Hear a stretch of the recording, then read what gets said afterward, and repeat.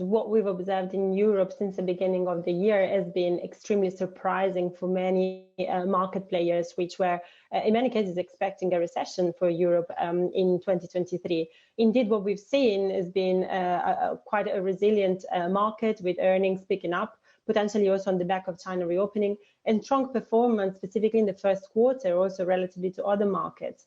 And what we've noticed in this period as well is that when we look at spreads of European periphery versus core versus Germany, they haven't really picked up any particular signal of nervousness.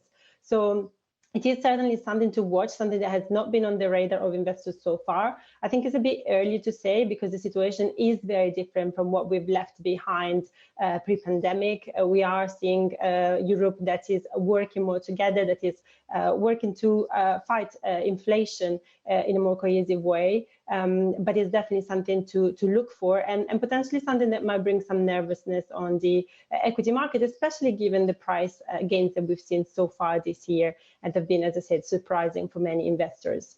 Yeah, and look, Maria, you know this as well, if not better than most of us out there, that the political risk used to be, when we looked at the big political risk from the big nations in Europe, we'd look straight to Italy. But actually, Mrs. Meloni's doing a really solid job. Now we look at political risks for the French President, Monsieur Macron, and the German Chancellor, Herr Scholz, as well. We're not actually looking at Italy anymore. We're looking at these other nations as well, as we potentially stare down the barrel at recession here in Europe. Well, I think, expectations have changed quite significantly from the end of last year about a recession in Europe. It's not the first or base scenario anymore, but certainly the surprise that we've seen at the beginning of this year might see some, softening in terms of performance in European stock market. And we're starting to see that already in the second quarter of the year with, other markets, US and Japan in particular, performing quite well versus Europe. So the risks remain. I mean, political risk in Europe, it's not a novelty. It's something that tends to pick up when there is particular news and particular events. But it is something that, the market has been aware for many, many years and that, it has a very good focus on.